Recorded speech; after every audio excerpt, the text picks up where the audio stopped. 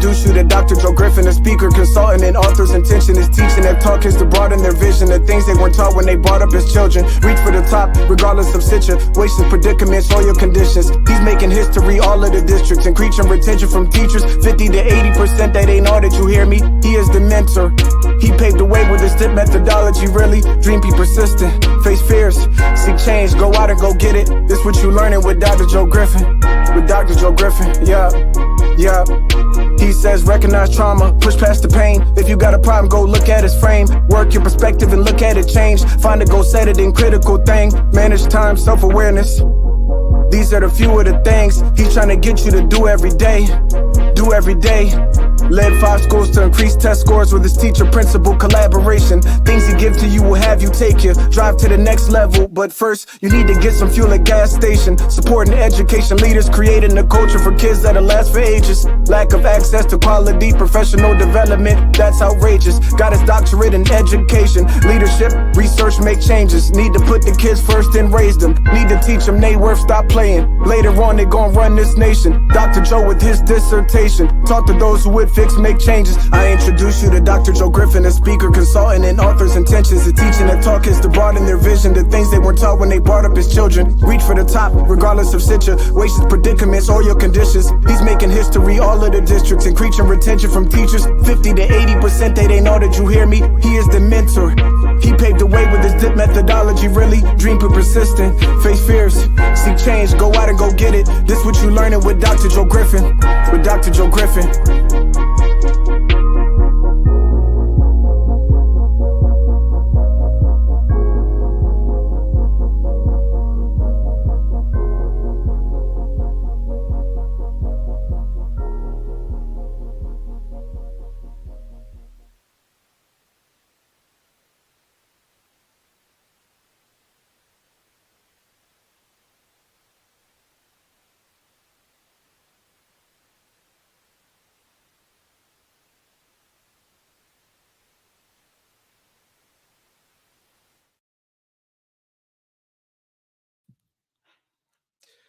Great day, leaders. Great day. Welcome to the Speaking Life into You Leadership live stream. I am your host, Dr. Joe Griffin, where we talk leadership dynamics, personal and professional growth, educational trends, and provide solutions to help you with school improvement to create a culture of collaboration. Let's go.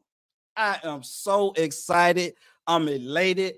I'm enthusiastic. I'm feeling magnificent today. It is indeed another great day on the Speaking Life and You Leadership live stream, you all. And I just want you to first off, let us know where you're signing in from. Where are you streaming in from? Because we're going to add you some value today. It's been a great run so far. This is week 12. I'm excited. We've got a great guest that we're going to bring on here shortly. But I definitely want you to sign in if you're able to sign in and let us know where in the United States or even overseas you are, because I've been making some contacts and I know that anything is possible. Anything is possible.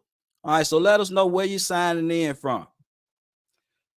This is a continuation of Breast Cancer Awareness Month.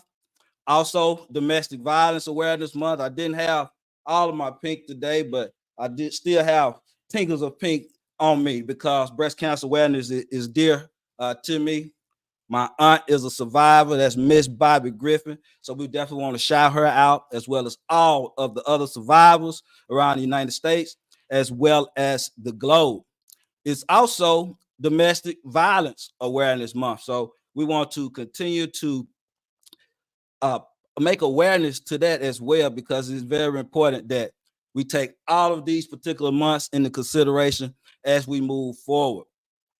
A couple of updates. I will be presenting at the Innovative School Summit Chicago, DIP Transformation for School Leadership, Discipline Culture, plus Instructional Practices equals Performance. That's DIPP. So that's exciting as well as we continue this journey also. Definitely want to talk a little bit today before we get going, you all, before I bring in our high impact, empowering guests. I just want to talk to you briefly about it's okay for educators to dream too. Something that we just don't talk about enough. But it's okay for educators to dream too.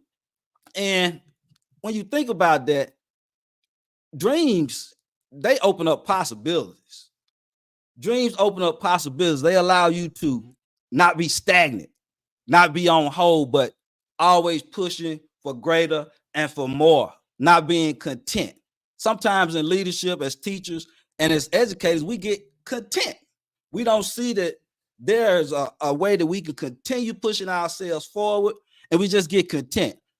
And I'm a prime example of that. I was principal for 14, 15 years, but why? Because I was content in that role. I knew that I was making an impact. But again, so many times we got to realize that there's so much more impact that can be made. Now, on the flip side of that, I was able to get all of the research and practitioner experience and turning around schools, making connections, being able to empower people, and then forging systems of collaboration to ensure that we were able to move forward and continue to improve. But dreams, they also allow you to push harder. They allow you to push harder and make room for growth and empowerment.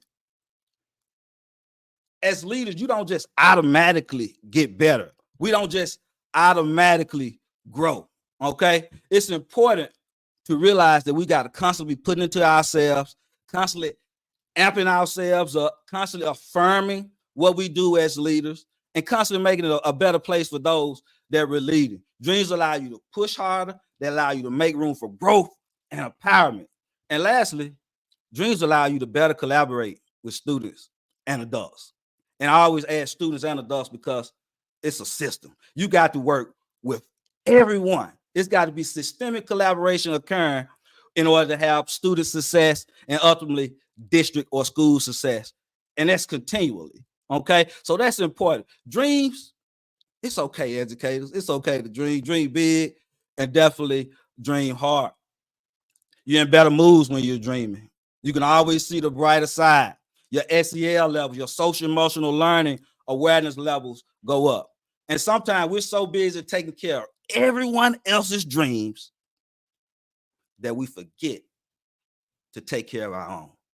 And to kind of bag that up, you all, I just want to quickly, I'm going to go inside of the DIP approach for student and adult success today.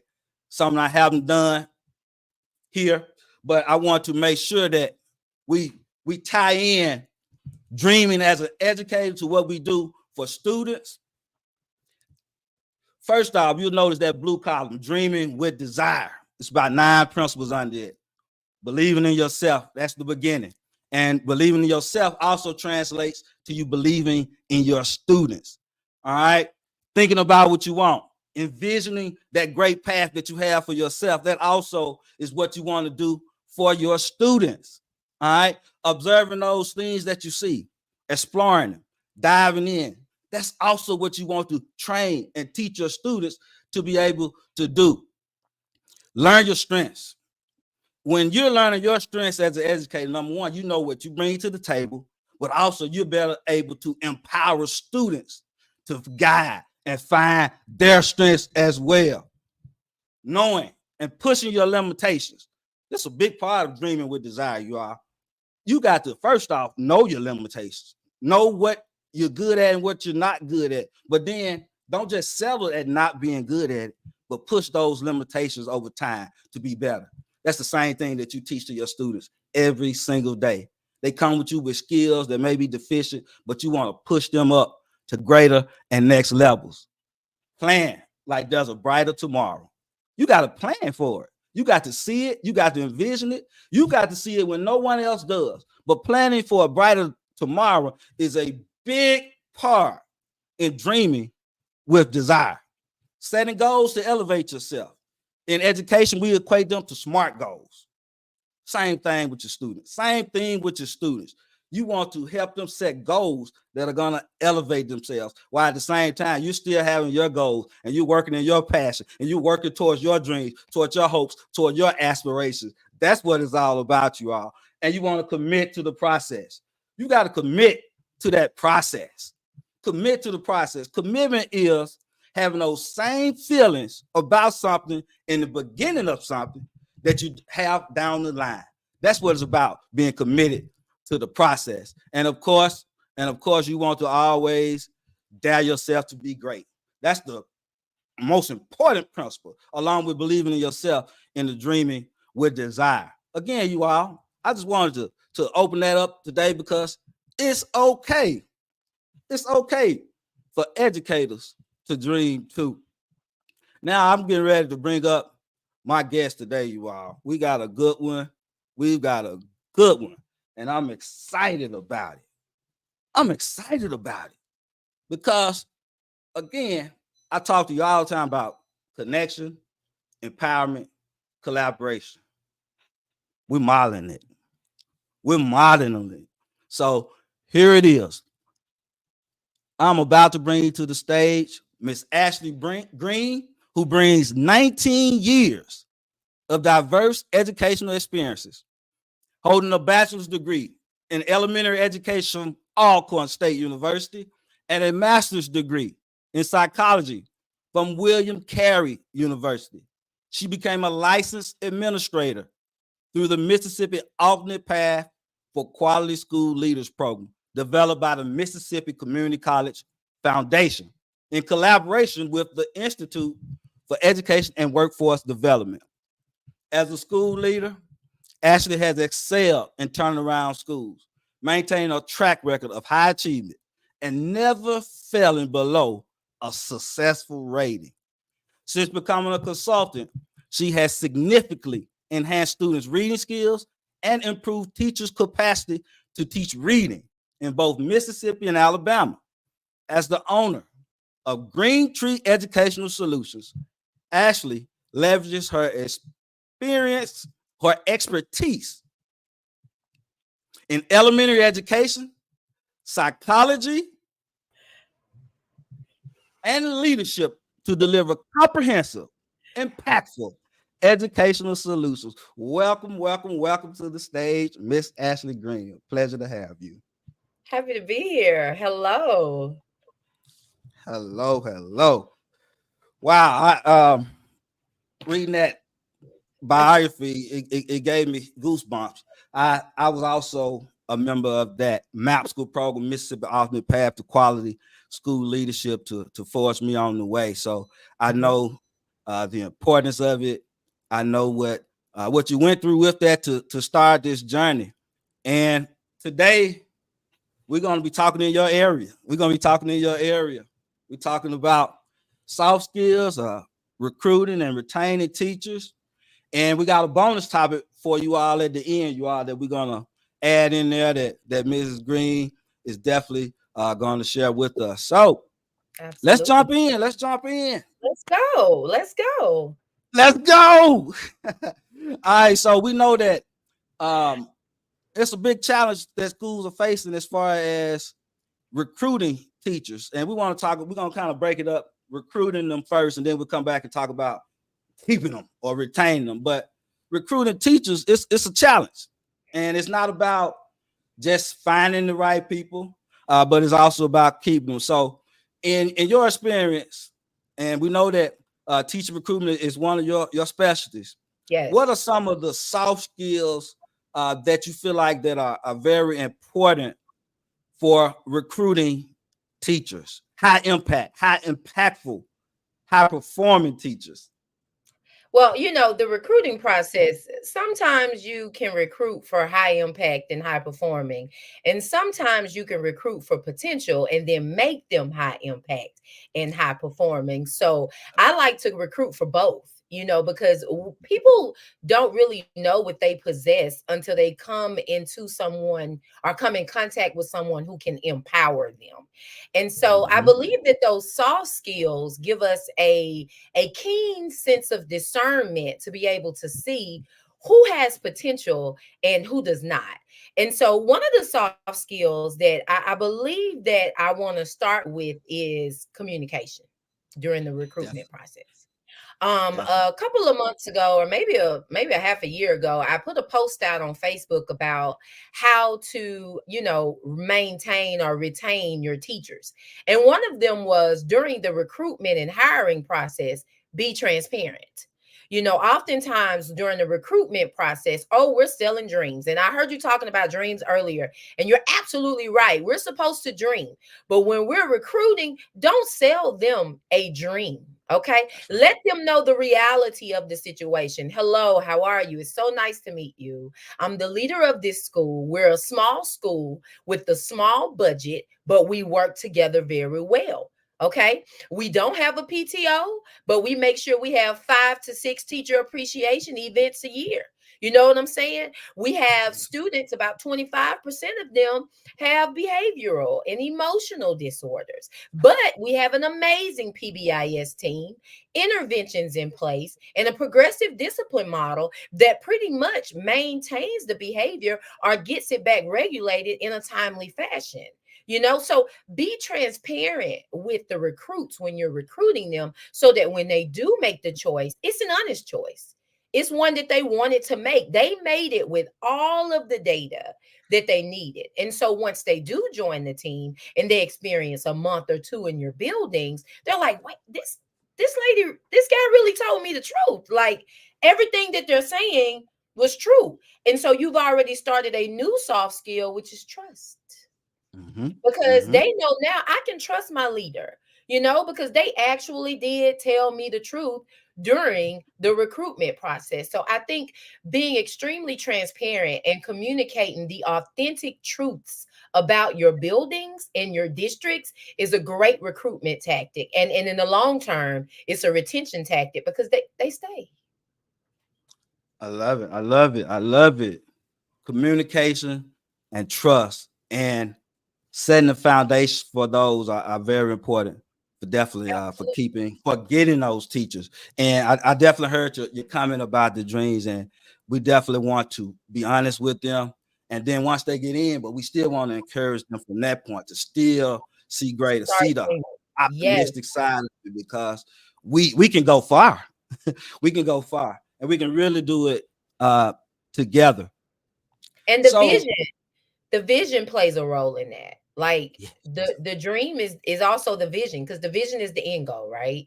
You have this mission. This is why we do it. This is how we do it. But that vision, it's the end goal. So like, man, this is the dream. And then once you guys actually obtain the vision, then it's time to set a new one. So absolutely dream, but don't sell them a dream in the beginning. Tell them the truth so that they know exactly what they're signing up for. And that ensures that they trust you and that they stay. I've witnessed it firsthand. Definitely. Thank you for that. So let's see. We got a couple of comments. We got some people signing in.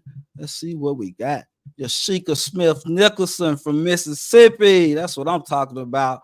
Albert Jeffries calling in from Lawrenceville, Georgia. Dr. Jerry Anderson, Chicago. We appreciate you. Dr. Sheikah Houston, good evening. And we got Natasha Johnson also in the chat as well. We appreciate you all. And here we're going to pause for a moment. Ms. Green, we're going to do our affirmations. We got to do our affirmations. I want to definitely model that as we do every week on our Speaking Life in the Youth Leadership live stream. And today we're going to tie in. First off, I am a leader. Let me hear you all say. I am a leader. I am a leader. Put it in the chat, you all. Say it to yourself. Whatever you need to do to affirm your leadership. I strive for excellence. I strive for excellence. It's a continual process. And I understand my impact on the future. I understand my impact on the future. You all. Every single day, you have a brand new opportunity to make an everlasting impact on the future. And you're doing it. Whether you're doing it at high levels or whether you're doing it at low levels. Every single day is another day. So with the teacher recruitment, going back to teacher recruitment, Mrs. Green, you talked about those essential soft skills. You talked about those essential soft skills that are important: trust, communication. What are some ways that leaders can translate that to teachers, and generally that translates then down to students? I think in there are several ways that teachers can activate soft skills in their classroom. I think the first one that comes to mind for me is emotional intelligence. Yes. And I say that because I partnered with a phenomenal young lady. Her name is Bobby Burdette. She owns a counseling company called Ascend Counseling in Amite County. And when we partnered, we talked about how SEL is not a product, but it is a process, right? And we believe that the first part of that process is developing teachers' SEL. So we feel like teachers need to become more intelligent as far as being aware of their own emotions, knowing how to control their own emotions before they try to control others' emotions, right? So I believe the first soft skill that teachers need to cultivate would definitely be emotional intelligence. How am I self managing myself? How am I self aware? How am I being responsible in my decision making? And modeling that for children will allow them to see a model, and in turn, they'll be able to support children more in the development of their emotional intelligence. I think the other one may be empathy for me. Okay. I think oftentimes teachers, kind of like the situation your last guest talked about, where she said she witnessed the child get on the bus, frustrated already, and that child was going to school, and you knew what was going to happen once the child got to school if he still was displaying those behaviors. So I believe teachers need to tap into what children are feeling, really actively listen to them, see what's going on in their life, and try to live in their shoes. I mean, being a teenager, being a child today is not easy. It's not like it was when we were children. So I feel like emotional intelligence and empathy are the two main soft skills that really need to be transferred from leaders to teachers and teachers to students. Love it. Love it. Love it. Empathy and emotional intelligence. EQ. Yes. I can dig it. I can dig it, Ms. Green. All right, so just kind of pushing forward with that part of the conversation. So that kind of touches on getting them in, keeping them is a different story. Hmm. Once we're able to recruit them in, what are some next steps as far as being able to retain teachers, keeping them in that happy place, keeping them in a zone of genius where they feel like they're growing, where they're being professionally developed, and that they have opportunities to grow? Well, I feel like leaders, excuse me, I feel like leaders have to create a work environment where teachers feel valued, supported, and committed to the school's mission. All right. So I feel like with that being said, my son has joined me. I don't know why. Tell him hello, son. Hello. Okay, now bye, Hello. son. Pull the door. We love the kids. We love the Hey, kids. we're parents. We're parents first, right? That's how That's that right. goes. But I feel like leaders need to create a work environment where teachers feel valued, supported, and committed to the school's mission and vision. And so I think that school leaders need to be intentional. I feel like teacher retention needs to be a school-wide goal. So in the beginning of the year, principals, you're already thinking about ways that you're going to retain your teachers, ways that you're going to support your teachers, ways that you're going to build teacher capacity in the beginning of the year. Make it a school-wide goal. Something that I did as a leader, I had committees, right? We have committees for PBIS. We have committees for prom. We have committees for award ceremonies. We have committees for everything, right? Why not have a committee for culture? We created a culture committee, and at that time, we called it the Sunshine Committee. And Okay. the Sunshine Committee had a budget just like any other committee. The Sunshine Committee had meetings just like any other committee. And they would meet only for the purpose of hosting events for teachers, right? Mm. So we definitely were intentional about retaining teachers. And I can tell you it works because when we first started, I was there for 7 years at Gary Road in Byron, Mississippi. I love that Okay. school, by the way. Yeah. Um, and when I first came, teachers were leaving. I mean, the door, it was a revolving door, right? By the end of the last 3 years of me being there, and we had 91 employees, by the way. Okay. 97% retention rate. They weren't leaving. They were not going anywhere. And it was because they felt valued, they felt supported, and they knew they were where they would be appreciated. They knew that they were making an impact on the lives of children and each other. And the way we did that was we were intentional about retaining teachers. It was a conversation. It wasn't something that just, oh, we hope this happens. No, Right. there were conversations around that happening. So we were extremely intentional about that. I think the next thing is making sure that we truly define support. Okay. Because when you're talking about building teacher capacity, you're delving into something that really taps into someone's or a lot of teachers' insecurities.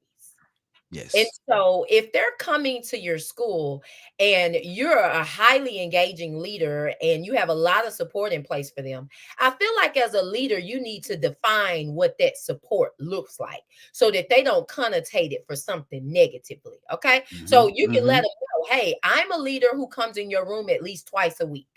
And it's Right. for the purpose of XYZ. And if I see that you need some additional help, then I will offer you a coach. That doesn't mean you're a bad teacher. Tell them in the beginning. It doesn't mean you're a bad teacher. It doesn't mean you're not fit to be an educator. It just means I'm offering you support. Yes. Define that support because a lot of teachers think when you're coming in their room all the time, oh, he's picking at me or she's picking at me or they don't think I'm doing a good job. I need to go somewhere. No, let them know in the beginning that that's the type of support we provide. I can remember consulting in a school about 3 years ago, and this principal had on her bulletin board the phases of support. Okay. And she outlined first 9 weeks, this is what I'm focusing on. So Hmm. everybody that went in teachers' classrooms, everybody that walked the halls during that first 9 weeks, they knew if they received feedback, it was on that particular topic inside of that phase. That was phenomenal for me That is because just like phenomenal. we have to chunk it and differentiate it for students, we have to chunk it and differentiate it for our teachers. So That's I right. just feel like we need to definitely define for our educators what our support looks like. And as that support shifts and transitions and evolves, continue to communicate and define that support for them as well. So to sum it up, I would say make sure that you are intentional about your retention efforts. And two, make sure you define the support that you will provide to teachers. Oh, lovely, lovely. Thank you for that response. Collaboration is definitely intentional. Intentional. It's not random. No, Collaboration is intentional, you all. It's not random. Thank you for that answer. You talked about capacity. You talked about providing support, and you even talked about what that support looks like. One of the things that I like to do as leader is monitor and expect. So often we talk about monitor and inspect. Yeah, monitor and inspect. That to me it has a negative connotation. But if yeah, expect, I expect you to be on the top of your game. I expect you to be delivering high impact, high yielding instructional strategies. I expect you to be as great as you already are. And yes. there are some things that you have to continue to push down to your teachers as well.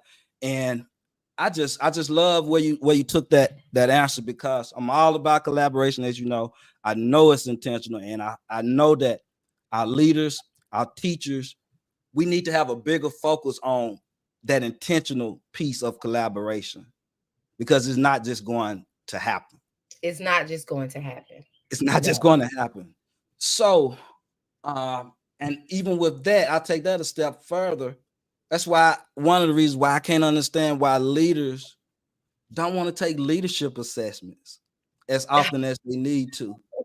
You know, I offer leadership assessments, and I've even offered them at some point, trying to give them away in order to let them see what it does. But as leaders, we have to be not afraid of that constructive piece, but that piece is going to boost us into another realm of leadership so that we can better empower our leaders who are coming up under us. So that's really important. So what I want to engage the crowd right here, y'all. If you all just let us know, what are some of your biggest challenges in recruiting and retaining teachers? What are some of your big challenges that you have in your school districts? We definitely want to know. We're interested in knowing. All right. We talked a little bit about some of those challenges, but perhaps there are some other challenges. What are some things that you all are seeing? Don't be afraid. Put it in the chat. We want you in the conversation. Give them a little wait time. That's right. That's the best practice. Give them a little wait time, you all. Lack of support. Thank you. Thank you, Miss Smith Nicholson. Lack of support. Yes. That is definitely a hindrance in keeping teachers. Teachers, they want that support. They want it. They really do. You just and have believe to it or let not. them know. And leaders want it too.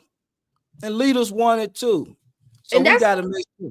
It's important for leaders to understand that they don't have to be the smartest person in the building, right? And so I think oftentimes that phobia, a lot of people talk about, what is it, imposter syndrome? I think a lot of leaders suffer with that, the imposter syndrome. Oh, I'm really not as good as I think I am. Like, even though I'm putting on this entire facade at school and you think I have it all together, I'm really going back to my room in my office and I'm thinking I'm not good enough. I'm not smart enough. I'm not great enough. Stop. It's mind trash. Stop. You are good enough. You are great enough. You are smart enough. You just don't have to be the smartest person in the building. You need to be a visionary. You need to be able to find and pinpoint every other person's expertise in your building. Oh, she's good at interventions. He's great at math calculations. Oh man, people really like her. I need her on the culture team. You get what I'm saying? She's great at greeting kids. She need to be a car rider. You get what I'm saying? Like, put everybody on the bus. Put everybody where they're supposed to be. And that makes you a great leader. You don't have to know everything, but you need to know everybody and what they can do and what value they bring to the team. Go from being important to impactful. Okay? Yes. You have to be the smartest person in the room. And I think that's why a lot of leaders are afraid or not as quick to say, hey, I want support. I need support. Yeah. That's right. Are you empowered or are you empowered? You know, that was my lead in last week. Are you empowered? Are you just empowered? You making some decisions, you sitting in the seat, or are you empowered? You live in the role. You're putting people in position. You're creating a culture of collaboration. You're loving what you're doing. Everyone knows it's on your face. It's on your body language. It's in what you do every day. It's how you set people up for success. You're living, being empowered. So absolutely. I appreciate you for that. Absolutely. Now, just want to kind of shift our focus just a little bit to our new generation. Oh yeah. And we're both parents. I'm a parent of boys, 25 and 16, and I know you've got children as well. In addition to the service that we have done and do in schools, this new generation, the technology kids, they've grown up with technology since day one, I guess, and so that means that we've got to have some different expectations for their learning, some different modes or mediums of providing it. What are some soft skills that teachers as well as leaders need to cultivate so that they can teach and engage our Generation Alpha students? You know, honestly, Joe, Dr. Griffin, there are a variety of soft skills that they need in order to address and meet the unique needs of this ever evolving, constantly trending new generation called, Generation Alpha. I think the first one that comes to mind, and this is for my teachers who are like my way or no way. I've been doing this X amount of years. This is how it's gonna be. Kids are kids. One thing about it, children haven't changed. That's wrong. One thing about it, children have changed. Okay. Everything about children have changed. Everything about the world has changed. So I think the first soft skill we need to tap into is adaptability. I think it's time for us to adapt. I know. I know old school parents are cringing right now. I know. But we have to, honestly, I know. No, don't say that. I'm not. No, I'm sorry. We have to adapt. The other day, I'm downstairs in my room. My daughter's upstairs in her room. She come down like maybe 30 minutes later and said, "Did you get my text?" What? No. We're talking in this house, right? So these kids are different. Like communication is texting to them. They don't have to talk. So the only way we're going to meet their unique needs is that we adapt to this changing world. There's a new iPhone dropping every day. There's a new trend on TikTok every other week. And if we don't keep up, then we're left behind. So what am I saying? I'm saying teachers, you're going to have to switch it up a bit. You can't do the same thing every week. You can't attack a standard or a new skill the same way every time. These kids are trendy. So they are changing every day. What worked last week might not work this week. Change your methods up. So adaptability, be flexible, meet them where they are, get to know some of the stuff that they're doing, like understand their lifestyle and who they are so that you can be flexible and provide them with unique learning experiences that will shock them. Okay. You have to catch these kids off guard because TikTok has taken over. I think another one is also going to be emotional intelligence. Like teachers, you're going to have to be aware of your emotions in order to make sure you're tapping into these kids' emotions. So the Generation Alpha kids, they are different. And let me tell you something. These children know how to express themselves. There was one time when we first started the SEL in the state of Mississippi, kids didn't know how they were feeling. Like you would ask them, what are you feeling right now? They couldn't tell you. We have educated them so much. Technology and social media has educated them so much about mental health and ways to recognize their feelings and their thoughts to where they can actually articulate that to us now. So since they can, we need to leverage it. We need to tap into what they're saying and what they're thinking and what they're enjoying so that we can educate them because we have to get on a common ground. Education is about getting you to where I am. I want you to have the knowledge that I have. And if I don't come get you on the path that you're on, then you may not never arrive to where I am. So we have to adapt and we have to be in tune with how they're feeling and what's going on with them. That's right. That's right. And Dr. Sheikah Houston from Creating Education says we have to keep up. Yes, indeed. We have to keep up. We have to keep up. We got to keep up, you all. I don't listen to as much rap music as I used to, but my intro is a rap song. It's awesome. We've got to keep up. We have to keep up. We have to be trendy. Become a trendy teacher. Come up with different methods. Come up with different practices. Be creative. It's okay to be yourself. Be yourself in the classroom. Definitely. And you touched on something powerful just now. And believe it or not, this is something that has been in every instructional rubric that I've had the opportunity to deal with. And I've done administration in Mississippi, Louisiana, as well as California. And I've consulted in various other states since I've been on this particular journey as well. But you talked about, and you didn't quite say it, but this is what I heard. This is what I took. The power of choice. Allowing students the power of choice.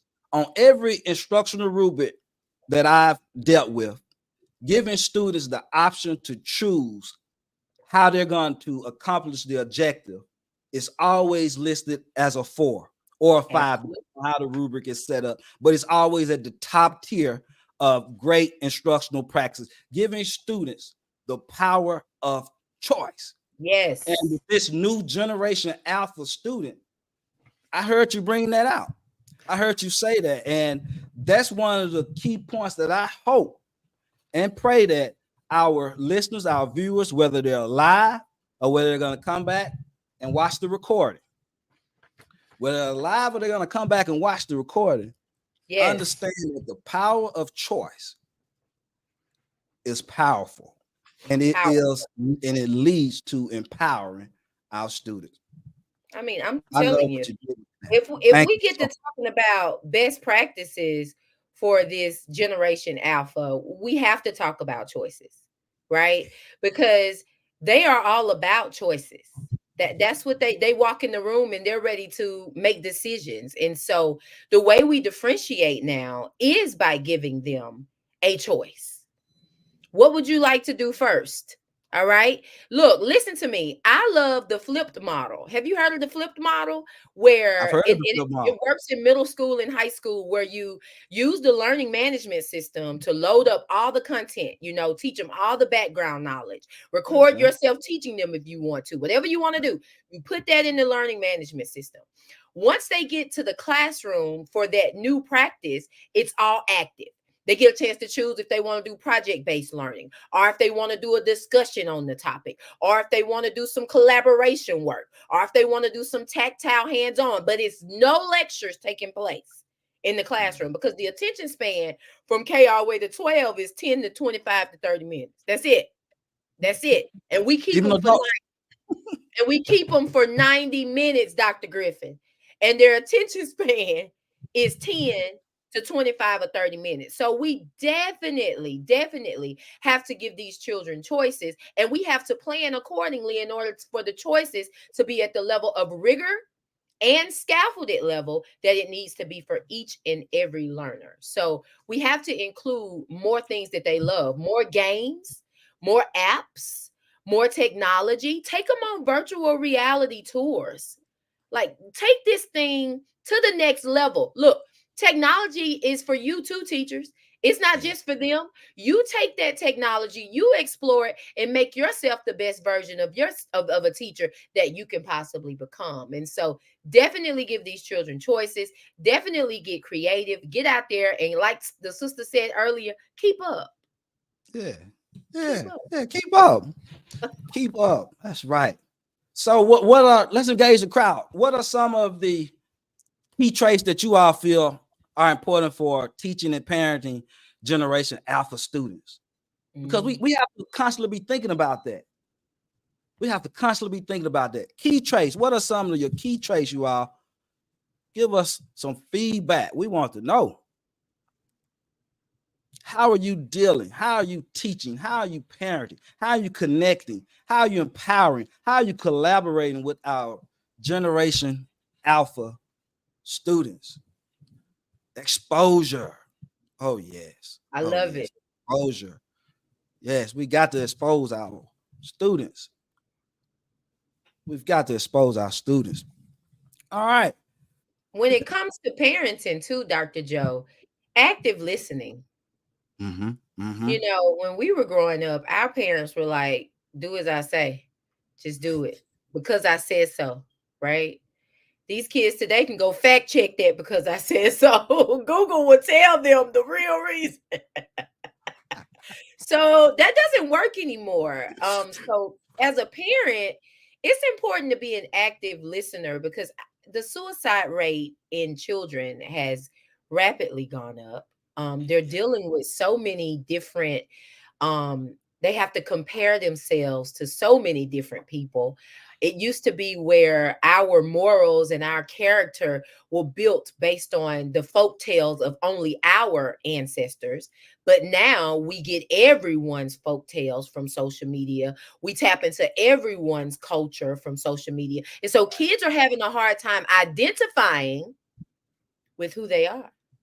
And it's because parents, and sometimes I'm guilty, we're not spending enough time talking and Mhm. listening to our children. The Generation Alpha kids, they don't bother us as much because they go get on their devices. But guess what's happening, parents? They're getting raised by their devices. They're They're learning still best on. practices from their devices. They're building character from their devices. And then when you talk to them in the car when y'all headed somewhere because everybody's phone is dead, and you're wondering, who is this kid? Who is this child? And you don't know them. And so it's very important to activate that soft skill at home. Active listening and communicating with your children, making sure that you're telling them about their family history, that you're the one narrating their history for them and no one else is. Spend some time with the Generation Alpha kids and let them know what's going on for real. And most importantly, keep up. Keep up. You said a word. You said a word then, and I just want to kind of touch on that a little bit with the students as far as they don't communicate. And you talked about active listening. How do we merge active listening with facilitating that conversation to be able to get them to actually tell us what we need to know? Oh man. So I'm going to respond to this in a way that I will respond to a teacher who says, Miss Green, I tried the strategy and only 35% of the children got it. Or that gradual release where I didn't hold your hand the whole way, Miss Green. And only a few got it. Hey, hey, hey, don't give up. Do it again. Do it again. Do it again. So what am I saying? Keep having the conversations. Keep modeling the active listening. Keep letting them know I'm right here. I'm here for you. I promise you, by that fifth or sixth time, they're going to open up. Because believe it or not, just like those teachers, when they first join your school, want to trust you based on the things you told them to expect, some of us have let our children down and they don't trust us anymore. That's just the truth of the matter. And they don't know how we're going to react. And so they're not communicating out of fear. And so it may be good for you to start with, hey, I'm your mother, I'm your father, and I love you. But I want us to be able to talk. And I know I haven't always responded in the right way or in a manner where I was emotionally intelligent. But now Mm-hmm. I am. And I'm becoming a better parent and I'm working on me. And because I'm working on me, I want us to work on us.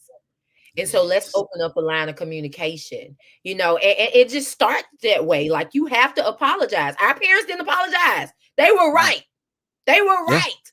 But it Right. is important for the people who are parenting Generation Alpha kids. It is important for principals who are leading a group of teachers. If you make a mistake, the most courageous thing a leader, a parent can do is say, I was wrong and I apologize.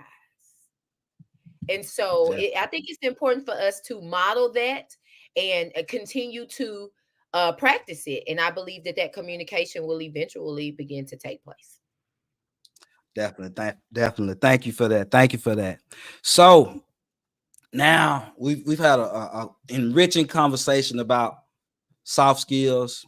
We tied it into teacher recruitment as well as parenting.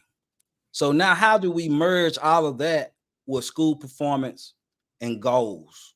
Mm, As far that's a as, great question. go ahead. Because when the soft skills are often connotated as weak. Oh, Mm-hmm. she's one of those who care about her people. Oh, she's one of those who asks them how they're doing, and they don't do nothing but run over her. No, no. Now, is there a fine line? Absolutely. There's a fine line. But it's important to make sure that you focus on the goals.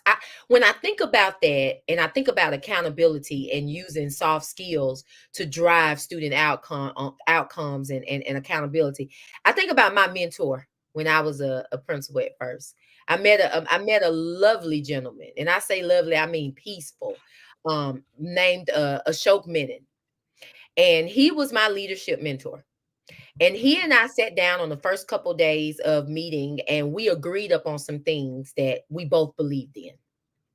And after we developed, I'm going to call them belief statements, every conversation after that was tied back to those belief statements. So, yes, he would come in and sit with me and actively listen, right? And we Yeah. would communicate with each other, and he would empathize with me. He would let me talk about all the things I'm going through, and then he would feel it with me, right? And then Right. at the very end of all of that, he would say, now, I noticed that goal number two, the belief number two that we talked about, I didn't see any progress on that. Let's talk about what happened there. Bam, got me. I just had to sit back and take accountability. You know Yeah. what, Choke? I didn't meet the mark there. And not only, he wouldn't beat on me, he wouldn't be punitive. He would say, well, what happened? What are the things or what are the barriers that stopped you from meeting that mark?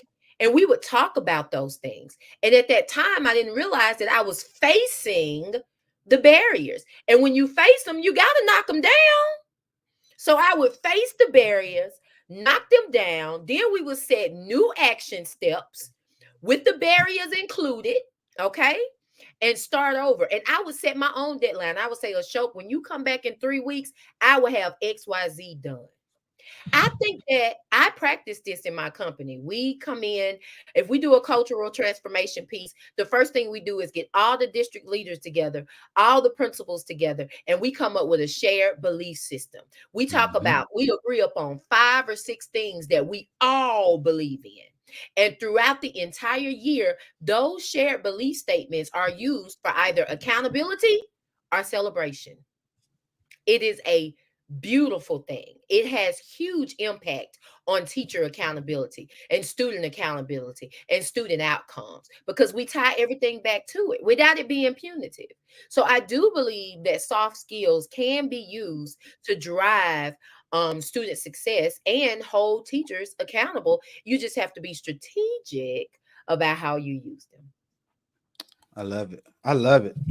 And what I heard out of that answer was that you can't determine human behavior, Mm, but at the same time, you can try to influence it. You can provide the support, the coaching, the guidance, your expertise in order to try to help them make the behaviors or do the behaviors that you need them to do, whether it's instructional delivery, whether it's just giving a student that extra sense of empathy or that's right. understanding, whatever it is, those soft skills definitely play a part in what we're trying to do. And I also heard you talk about both commitment and accountability. And that actually is one of the branches on the 3 sense leadership model for empowering educational communities. Hmm. The only way that I can get you to be accountable is that you've made a commitment, Come on. and and vice versa. You know, the only way that I can get you to make that commitment and the whole truth is that commitment is to ensure that there are practices and measures in place to help you be accountable. So they go together. So commitment and accountability, and that actually is the third layer of that model, and that's what leads to collaboration. You got That's right. connection, empowerment, and then collaboration. So uh, I appreciate that line of thinking. What Because are I some things believe, that you all are doing in your schools to help collaborate to push those soft skills as well? We want to well, hear. Go ahead, Ms. Green. like I said, we're oh, you're talking to the live stream. Well, I was just going to say that a lot of times we don't know what our barriers are. Like we principals in the beginning of the year, we get with teachers, we observe them, we set goals, and we say, okay, here are your goals, here are your action steps, and in a month we'll come back and revisit this. And oftentimes during that feedback session, we don't talk about the barriers. Like, okay, you didn't reach your goal. No, no, no, no problem. We're dealing with humans. Nobody died. Okay. You get a chance to try it again. But let's talk about why you didn't get it this time so that you don't make those same mistakes again. That's where the growth takes place. When you're able to see what happened, like, okay, yeah, that is what happened. Maybe I don't need to do that, or maybe I shouldn't do that. So when you have these feedback sessions with your teachers and you've defined what that support looks like, they'll be open-minded, which is another soft skill. They'll be Mm-hmm. more open-minded to share those barriers. They'll be more aware and cognitive of those barriers, because a lot of times we're just not. Even though we leave, we create action steps, we set goals, we still leave and do the same thing because it's not a habit yet. We It's don't not a come back to habit it. yet. We got to come back to it. So leaders, if you are setting goals with teachers, if you do have standards that you set with teachers, follow up, give feedback, and let that feedback be reflective so that, they take ownership and accountability for it. Definitely. You all, if you're feeding that value, if you see the value, make sure you like, comment, subscribe. We definitely want you to do that. And this been a rich and empowering conversation today. I just hope and pray that our viewers are tuned in, that they're focused, and that they're grabbing the information. What would you like to say to our leaders, especially in regards to soft skills, maybe some soft skills that are underdeveloped? What are some soft skills, and what advice would you give to leaders to help create a culture of collaboration in today's educational landscape? I'm flipping through my papers here. I'm like, what are some soft skills that we want to cultivate for leaders that is really underdeveloped? And I believe the one that I pinpointed was problem solving. Mm-hmm. I believe that problem solving is proactive. It's a proactive measure. It's not a reactive measure. Now, there are times when you do have to react to situations, but I believe that if you take the time in the summer and get that quiet time in that office, principals, and really think about everything that happened the year before and all the years before that, and list it all out and think about ways to solve those problems before they take place, man, what a easy year you will have. So I think the underdeveloped one is problem solving. And I think it's because you really don't know what to think about. But every year, make sure you reflect on what happened, what didn't go your way. What do you think didn't go the way you envisioned it going, right? Revisit your vision and make sure that you are sharpening those problem solving skills. Another one is that teamwork and collaboration. We Mm-hmm. had my company. I mean, I was a solo company for 2 years. Okay. Midway of the second year, I was talking to one of my Christian advisors, and she was like, "Ashley, there's power in numbers." And I was like, "Well, I really don't have." She was like, "There's power in numbers." Okay. And so God started to send people my way, Dr. Griffin. It was amazing. And Yes. we started cultivating the team. Like, we started building a team. And I'm so grateful and thankful for my team, man, because they have truly made the company what it is today. And so I definitely want leaders to walk away today knowing that you are nothing without a team. And even if the team is just you and God, you still need a teammate, because that was my first teammate. And look what he did. So, and look what he's Yes. doing. So Yes. definitely get you a team. There is power in numbers. So team and collaboration is another one. Some Yes. advice that I would give females and entrepreneurs or edupreneurs, whatever you want to That's call our it. bonus topic. Go ahead. That's I thought you already asked it. I didn't know. Okay. But, Go ahead. but what the advice I would give is, don't stop. Like, if you see a vision, and if God has given you a vision, and you guys have seen it because you stepped out. If you stepped out, that means you saw something, right? If Yes. you've seen that vision, then don't give up. Practice vision control. Okay. Oftentimes we see the vision, we see the big picture, right? And we're ready for the big picture immediately. Like, and if you don't get that big picture the first time you go after it, a lot of times we give up. Well, that was because it's the end goal. It's not the 1 year goal. It's not the 2 year goal. Work towards it by using vision control. So, what do I mean? You take that big vision and you scale it all the way down to a 1st year goal, a 2nd year goal, a 3 year goal, a 5 month goal, a 6 month goal, however you want to scaffold it down. But know that your vision will come to life if God gave it to you, and never, ever give up. Thank you so much. Never ever give up. And Never. just to kind of add to that, and this is a little quote I've been kind of working on. Mhm. What you visualize, you synergize, and eventually realize. Oh, I Visualize, love that's it. your thoughts, that's your feelings. What you synergize, that's what you act upon. And what you realize, those are your results. So what you I love it. visualize, you synergize, and you eventually realize. Y'all can write that one down, take that one down. Okay. I All wrote it right. down, Dr. Griffin.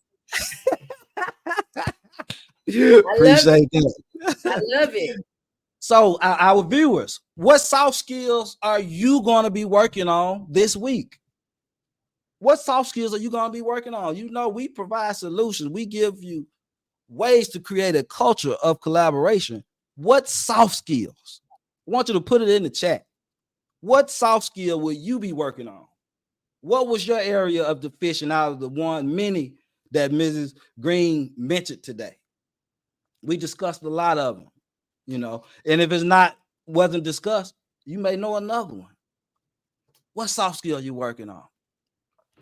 And while we're waiting on some final comments from our viewers, I just want to thank you, Mrs. Green, for today, for joining, for sharing your incredible insights on how soft skills as well as instructional leadership can inform and transform schools and leadership. So cultivating these soft skills is essential for not only our students, we know it's also important for our adults. So would you like to leave your information? How can people contact you for speaking, professional development?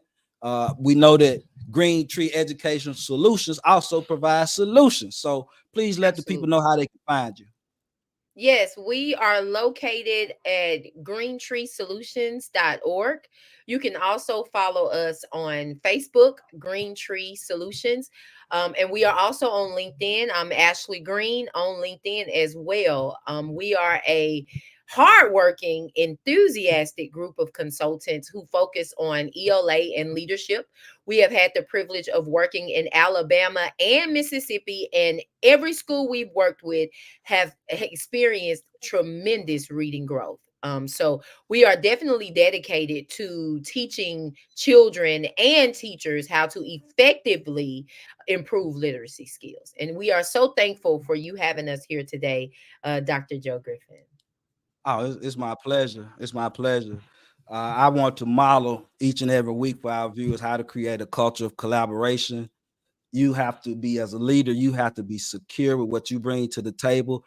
Everyone is different. No one is the same, but you all have unique skills and talents Yes. that can be and that are beneficial to your school and to your district. You just have to be in a position to allow yourself to let your light shine. Don't ever stop, man. I'm gonna go with what you said as well. Don't give up. You got to Give up. constantly keep building and growing. And with that, I want to definitely prepare to close out, but I want to leave my information as well. I want to uh, provide you guys with a list of my resources as well, because I do professional development. As you can see, the instructional leadership pillar, Dip Approach for Educator Success, and of course, the latest book, Empowering Educational Communities, a guide for teacher principal collaboration. That's the gold ribbon edition. You are endorsed by international educational leaders, Dr. Pedro Nogueira, as well as Principal Barude Kafele. That's California, and that's New York. We're here to stay. We're here to stay. We're here to help. We're here to support. We're playing long ball. We are in the game to help educators for a long time. You see the SEL pillar. That's our cultural leadership pillar. I went a little bit into the book at the top of the show, The Dip Approach for Student and Adult Success. That's SEL Curriculum for Life, which has 33 principles. It touches on soft skills. It touches on just those principles that are going to help anybody self-actualize. Dream with desire, that's the D. Initiate and invest in yourself, that's the I. The first P, push past pain. And then the last P, persist with purpose. And again, you saw the chart at the beginning. It's 33 principles under each of those. And I can't forget my integration of the arts pillar as well. I just believe that as educators, we have to find an outlet, whatever it is, whether it be poetry, whether it be film, music, crafts, hard work, what's my word? Carpentry, whatever it is, okay? Whatever the art that keeps you going, okay? Integration of the arts as therapy. Contact information, you all, please reach out. Please reach out. Please reach out. That's my contact information. And finally, we talked a little bit about leadership assessments. I am a global DNA certified leadership coach. If you're interested in taking your leadership to next levels with your strengths, struggles, find out whether your relationships or results oriented and so many other things that influence you and your team communication preferences. We had a long discussion today about soft skills, and with this particular assessment, it brings all of those to light. It allows you to figure out what you need to be working on to be greater, to be better, to keep moving forward. So with that being said, we want to end today with our affirmations. We want to end with our affirmations. I am a leader. I am a leader. Yes, yes. I strive for excellence. I strive for excellence. I understand my impact on the future. I understand my impact on the future. Thank you, Ms. Green. It's definitely been a pleasure, you all. Stay motivated, definitely be inspired, continue to reach our students, reach our teachers, be the very, very best that you can be. Dr. Joe signing off, always speaking and writing life into you. Have the best day. Hold on, Ms. Green.